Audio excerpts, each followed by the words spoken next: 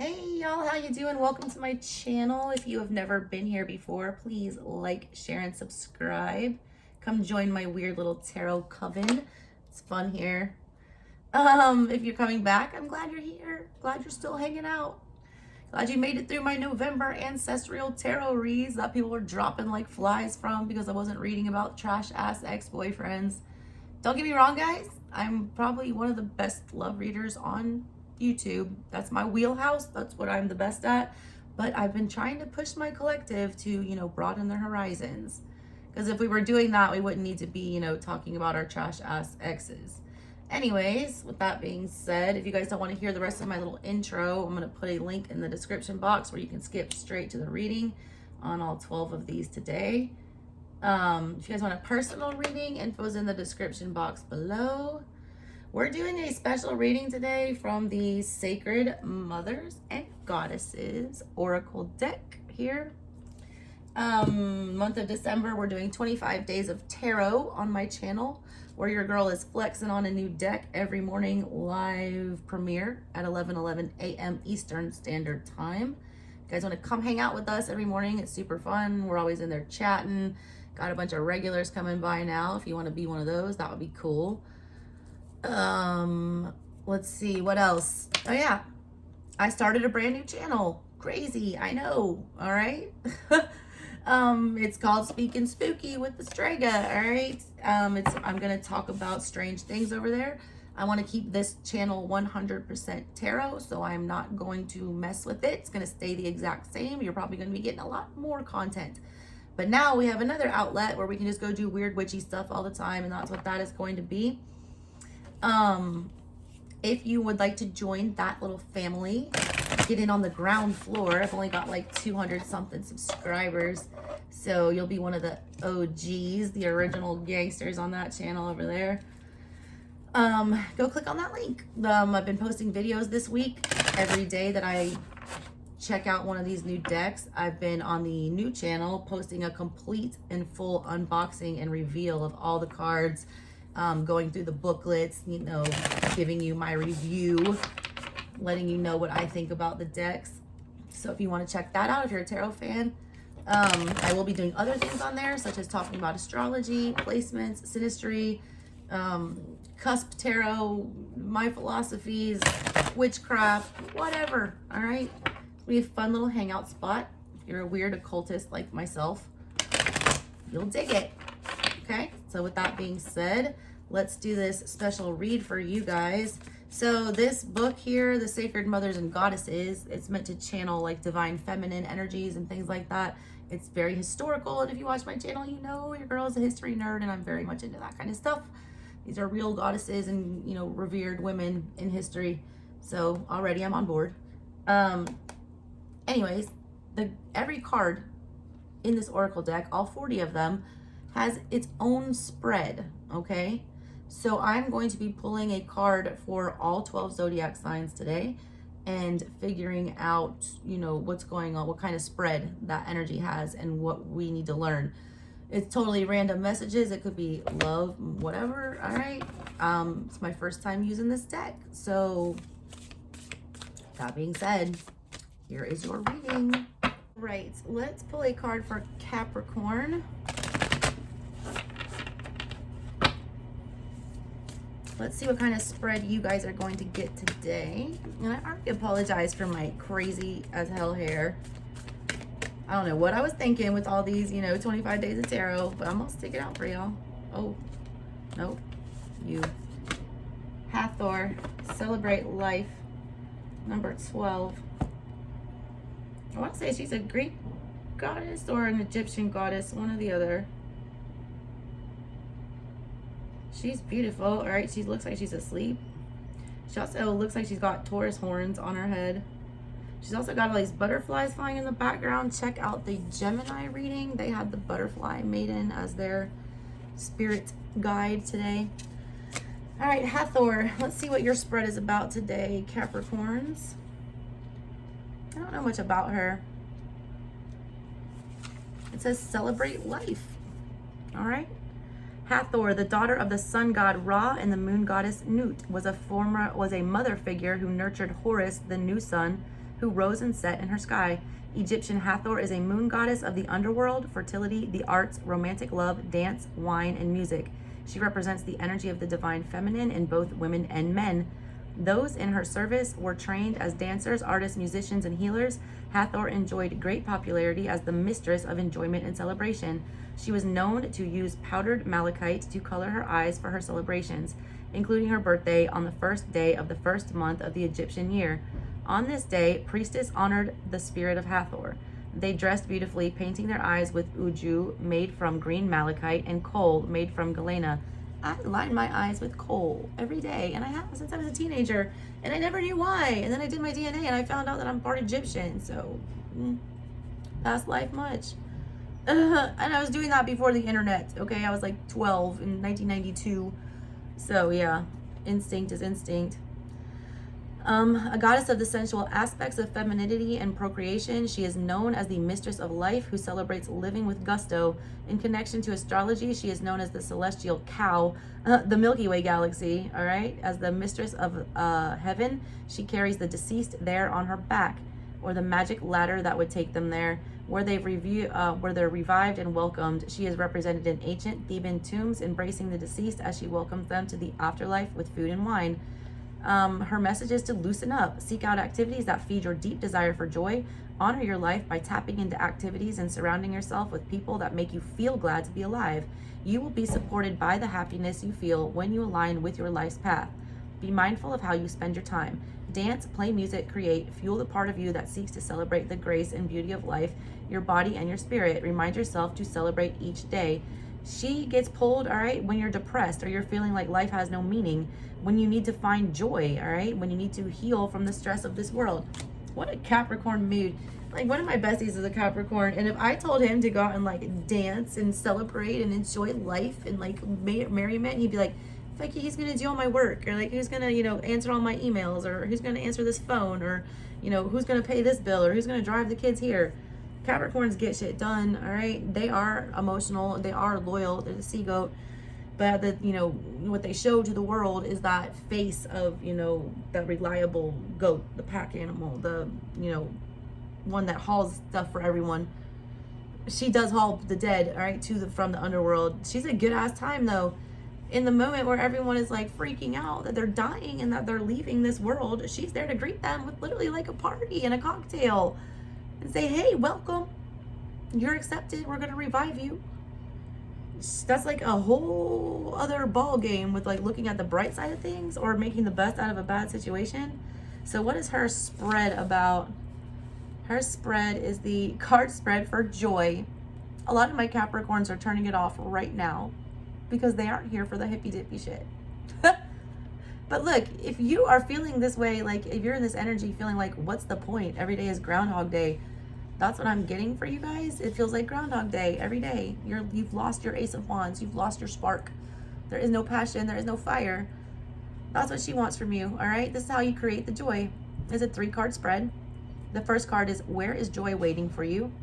Like, where can you find joy? Literally, where can you find happiness right now? Second card, what should you focus on to attract joy into your life, to bring that in? All right, and then the third card is what step you need to take to bring it forward. It does seem very similar.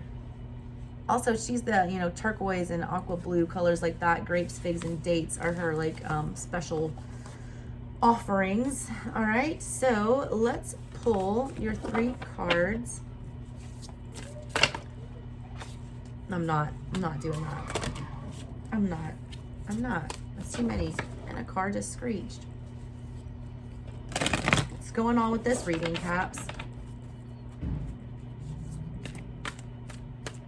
All right, let's get your 3 cards.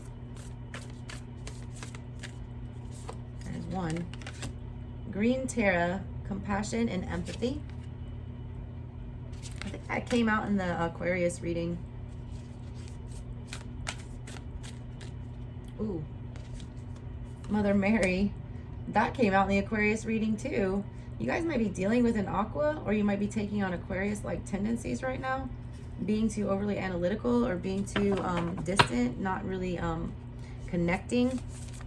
It's like seeing the big picture. Aquarians are really good at, big picture stuff. And they got Priestess of the Triple Moon. All three of these came out for the Aqua reading. They had a 4-card spread with a 5th one, so they had 5 cards. You got 3 of their 5 cards from the Aquarius reading, so go check that one out. All right, you've got Green Tara, Compassion and Empathy. You've got Mother Mary, Unconditional Love and Faith. And you've got the Priestess of the Triple Moon, number 38. All right, so the first card here, it says, where is joy waiting for you? That's in Compassion and Empathy. Green Tara, this is where the joy is waiting for you, where it's hiding out, why you can't find it, all right? It's waiting for you here with this energy. So let's see what that says. This is my first time using this deck. I'm not usually like this, you know, book reader and hooked to the book like this, but we're learning these decks together for Christmas this season or whatever holiday you spend. Green Tara, Buddhist goddess of compassion. She's a feminine representation of the Buddha and one of the 21 Taras born when the Bodhisattva Avalokitesvara, I can never say it, when the eternal Buddha cried tears of compassion as he witnessed the suffering of humankind. Green Tara is a goddess of action as shown by her vibrant green color. She quickly appears when we are most in need of empathy and compassion. She's a refuge and comfort, acting to help us grow and expand into enlightenment. This is why she's known to be the savior who hears your suffering and encourages you to overcome difficulties. She is a nurturing and kind goddess who has an enlightening and an interested influence on us when we seek her. Her message is to practice empathy by seeing yourself in the other person's shoes. Try to see every situation from both sides. Are you an empath? Do you find yourself affected by everything that happens around you? It's a beautiful gift to feel and love in such a deep way, but it's also important to be compassionate towards yourself and protect your energy. That's the part you're not doing, I feel like. You're not being compassionate towards yourself. You're not showing yourself any empathy here.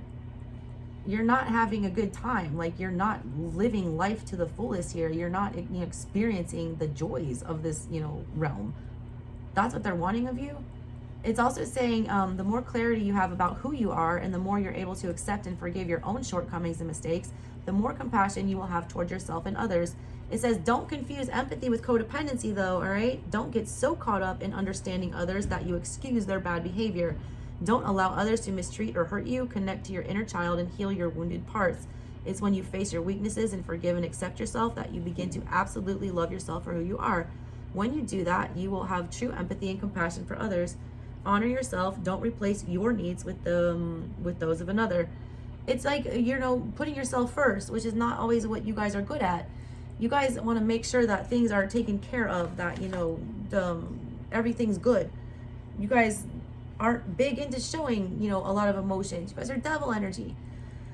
For somebody who's associated with the devil card and debauchery and like having a good time, I don't know why you guys get that rap. All the Capricorns I know are like, they're compulsive, all right, but they're not like partiers. They're workaholics, all the ones I know.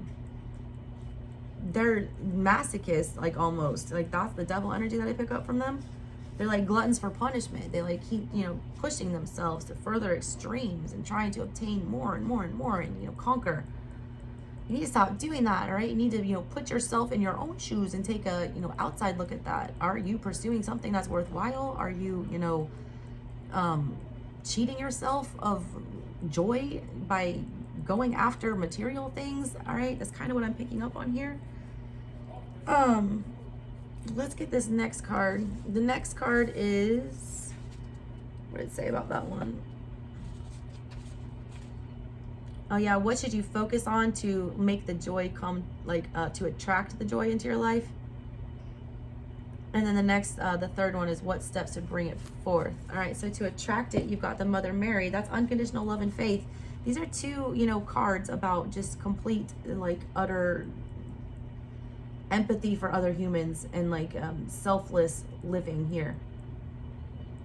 I feel like you do a lot of things for other people. Like you do provide for a lot of people. You are, you know, a breadwinner.